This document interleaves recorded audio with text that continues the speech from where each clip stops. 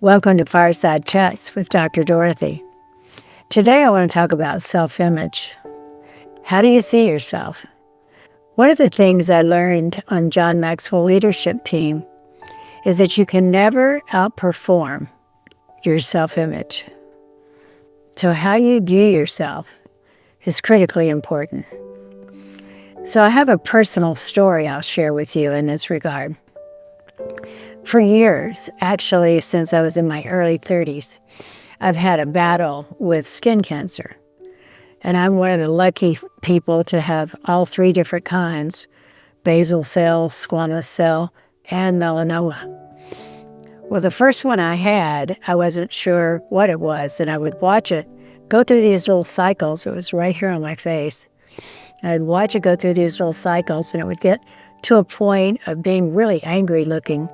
And then it would kind of scab over, and I would wash my face, and it would just slough off. And it was a different period of time each time between when it would start the cycle over again. So I noticed it, and I watched it about 3 different cycles before I thought, this is not good. And I went to a dermatologist. We were in Wisconsin at the time. Frank was an advisor to Wisconsin National Guard. And up there, you're not out in the sun as much, and it's a different kind of sunshine, and they don't see nearly as much skin cancer as a result of sun damage as they do down here in, for example, Arizona, where we live now. So this doctor examined my face, and he said, it's just a dry skin area, and he gave me some cream and sent me home, and I thought that was it. So I began to use the cream, but it started the cycle again. And I watched it probably another 2 or 3 cycles before I decided this is not working. So I went back, made an appointment, went to see him again. This time he didn't even let me go home. He said, this is skin cancer and it has to be removed. And I said, well, I want to think about that. I mean, it was literally right here in the middle of my face. I never considered myself a beauty, but you get used to your face over the years, and I'd had like 3 decades to get used to my face. And so I found it a very scary prospect to have surgery right on the very front of my face. But he didn't let me go home that day. He insisted that it had to be extracted. So he cut probably a 3-inch cut here and took out the tissue, stitched it back up, and sent me home. Well, that was traumatic enough. I was probably 31, 32 at the time. And, I wondered how it would heal and all. Of course, when you're younger, you heal better, you heal more quickly. And so it ended up not being too bad of a deal. So fast forward, the military moves us, we go to Saudi Arabia. And of course, in Saudi Arabia, there's lots of sunshine. And we would go on adventures, weekend adventures down to the Red Sea.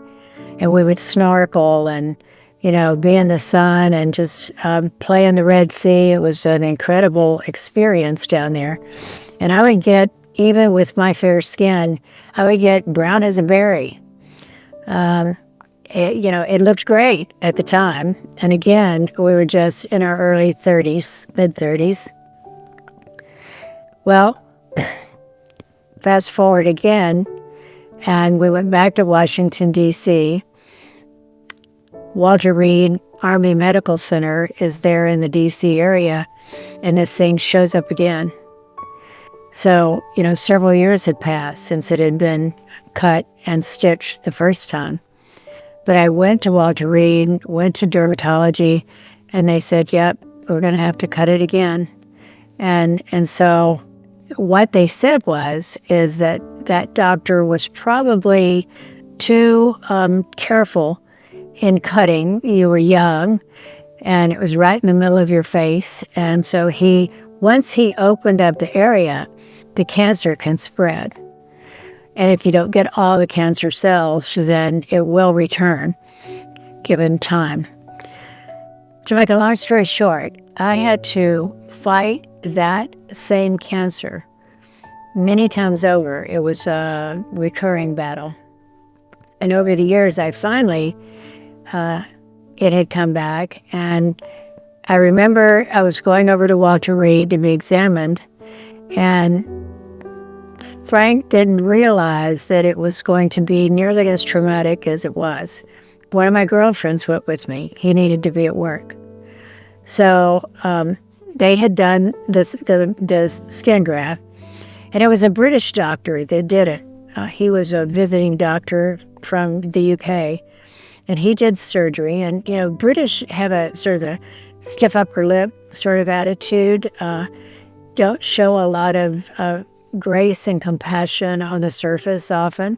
And that's sort of how this doctor was. He was a little cold and remote, and he didn't explain to me what to expect with this particular surgery. He had to take a larger area because this thing had recurred several times over and had surgery. And he said he was going to have to do a skin graft. So he cut skin from behind my ear, from the top of my ear to the bottom of my ear along the back, and he repurposed that skin onto my face.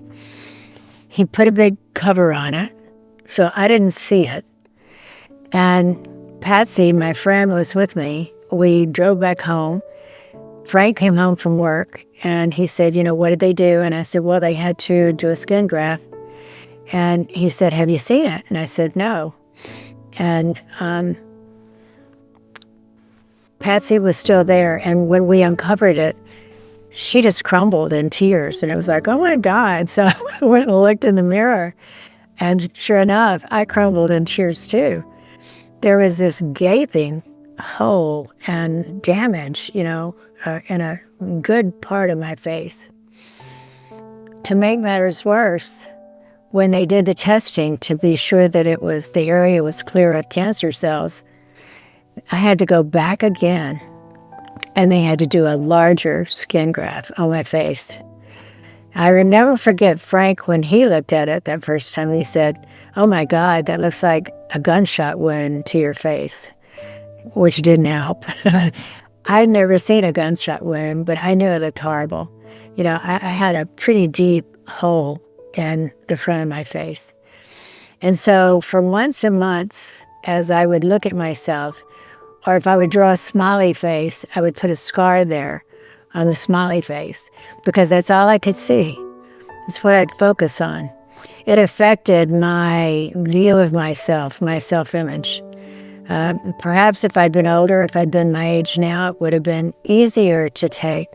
But it was a very difficult experience to go through. It was hard to look in the mirror.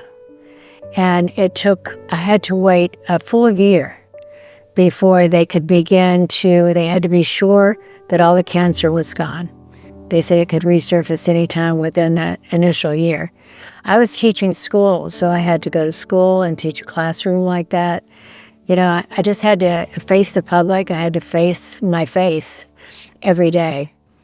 And I let it affect my perception of myself, my ability. You can never outperform your own self-image. And so I want you to remember that lesson. See yourself as God sees you, as He created you. Everyone has their own unique beauty. Whether you have a scar, whether or not it's altered, beauty comes from the inside out. And that's what I had to learn all over again, is that we all have our own unique beauty. God made us each unique and special in our own way and put gifts inside us that are unique to us. So how are we going to use those gifts? Perceive yourself as God sees you, as He created you to be, and ask yourself, what are the gifts that are in me that are unique to me, that it's my responsibility and accountability to share with the world? What are those? Write them down and begin to put action behind those items. I'll see you next week.